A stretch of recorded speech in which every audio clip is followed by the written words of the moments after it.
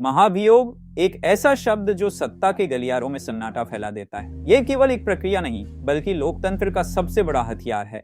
जब सत्ताधीश अपनी शक्ति का दुरुपयोग करें, जब जनता का भरोसा टूटे, जिसे जनता का विश्वास के साथ चुनती हैं, और जब वही जनता के विश्वास को तार करे, तो ऐसे लोगों के खिलाफ महाभियोग बनता है उस गुनाह का फैसला करने का आखिरी रास्ता। अभी हाल में एक खबर थी जिसमें उपराष्ट्रपति और राज्यसभा के सभापति जगदीप धनखड़ जी के खिलाफ विपक्ष द्वारा अविश्वास प्रस्ताव लाने की बात चर्चा में थी। 10 दिसंबर को विपक्ष ने उपराष्ट्रपति और राज्यसभा के सभापति जगदीप धनखड़ के खिलाफ अविश्वास या महाभियोग प्रस्ताव लाने के लिए नोटिस सौंपा था।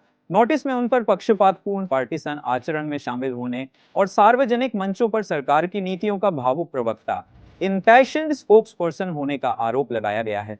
अगस्त में बजट सत्र के दौरान विपक्ष द्वारा इसी तरह के एक प्रस्ताव पर विचार किया गया, लेकिन अंततः सत्र समाप्त होने पर इसे स्थगित कर दिया गया। महाभियोग या इम्पीचमेंट क्या होता है? महाभियोग या इम्पीचमेंट एक ऐसी संवैधानिक प्रक्रिया है जिसके तहत किसी उच्च पद पर बैठे सरकारी अधिकारी जैसे राष्ट्रपति, उपराष्ट्रपति या न्यायाधीश को उनके कर्तव्यों में गंभीर उल्लंघन के कारण उनके पद से हटाया जा सकता है। यह लोकतंत्र में जवाबदेही सुनिश्चित करने का एक महत्वपूर्ण तरीका है। महाभियोग का अर्थ और उद्देश्य। महाभियोग एक ऐसी प्रक्रिया है जिसके जरिए सरकारी अधिकारी पर गंभीर आरोप लगाकर उन्हें उनके पद से हटाया जाता है। यह प्रक्रिया मुख्य रूप से संविधान और लोकतांत्रिक मूल्यों की रक्षा के लिए बनाई गई है। भ्रष्टाचार, शक्ति का दुरुपयोग या अन्य संवैधानिक उल्लंघनों को रोकना इसका उद्देश्य होता है। यह सुनिश्चित करता है कि उच्च पद पर बैठे अधिकारी अपने कर्तव्यों का ईमानदारी से पालन करें। ऐसी ही प्रक्रिया उपराष्ट्रपति श्री जगदीप धनखड़ जी के खिलाफ विपक्ष द्वारा अपनाई जा रही है।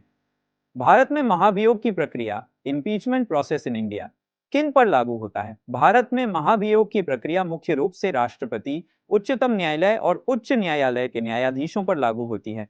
भारतीय संविधान के तहत प्रावधान क्या क्या है? राष्ट्रपति के लिए महाभियोग का उल्लेख अनुच्छेद 61 में किया गया है। न्यायाधीशों के लिए उच्चतम और उच्च न्यायाधीशों को हटाने की प्रक्रिया अनुच्छेद 124(4) और अनुच्छेद 217 में दी गई है। 3 महाभियोग की प्रक्रिया चरण, स्टेप्स। 1 प्रस्ताव पेश करना। महाभियोग प्रस्ताव संसद के किसी भी सदन, लोकसभा या राज्यसभा में पेश किया जा सकता है। प्रस्ताव पेश करने के लिए एक निश्चित संख्या में सांसदों का समर्थन आवश्यक होता है। लोकसभा में कम से कम 1/4 सदस्यों का समर्थन होना चाहिए। वही राज्यसभा में भी कम से कम 1/4 सदस्यों का समर्थन होना चाहिए। समिति आरोपों की जांच के लिए एक समिति का गठन किया जाता है। यह समिति तथ्यों की जांच करती है और रिपोर्ट पेश करती है। 3 संसद में मतदान। अगर समिति आरोपों को सही पाती है तो संसद के दोनों सदनों में प्रस्ताव पर मतदान होता है। प्रस्ताव पास करने के लिए दोनों सदनों में 2/3 बहुमत आवश्यक है।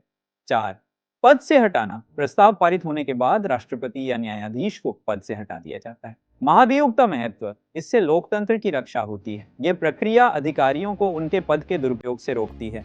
यह जनता का भरोसा बनाए रखने में मदद करती है। इससे जवाबदेही सुनिश्चित होती है।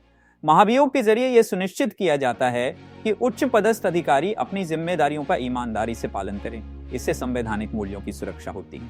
यह प्रक्रिया संविधान और कानून का पालन सुनिश्चित करती है। महाभियोग की चुनौतियां भी कम नहीं है। चुनौतियों में कुछ प्रमुख ये है। 1 राजनीतिक जटिलता। महाभियोग की प्रक्रिया लंबी और जटिल होती है। इसमें अक्सर राजनीतिक दखलंदाजी हो सकती है। 2 सदस्यों की सहमति। दोनों सदनों में 2/3 बहुमत प्राप्त करना मुश्किल होता है। 3 साक्ष्य और जांच। आरोपों को साबित करने के लिए ठोस सबूतों की जरूरत होती है, जो कई बार कठिन हो सकता है। 4 दुरुपयोग का खतरा। महाभियोग प्रक्रिया को राजनीतिक प्रतिशोध के लिए इस्तेमाल किया जा सकता है। तो दोस्तों, अब आपको पता चल गया होगा कि महाभियोग लोकतंत्र में कितना महत्वपूर्ण और संवेदनशील मुद्दा है। अगर आपको ये वीडियो जानकारीपूर्ण लगी तो इसे लाइक करें, अपने दोस्तों और परिवार के साथ शेयर करें और हमारे channel Buddhipriya the knowledge peace tower को सब्सक्राइब करना ना भूलें, ताकि ऐसी ही रोचक और ज्ञानवर्धक जानकारियां आपको मिलती रहें। कमेंट्स में अपनी राय और सवाल जरूर लिखें। फिर मिलेंगे अगले वीडियो में। तब तक के लिए नमस्कार और खुश रहें।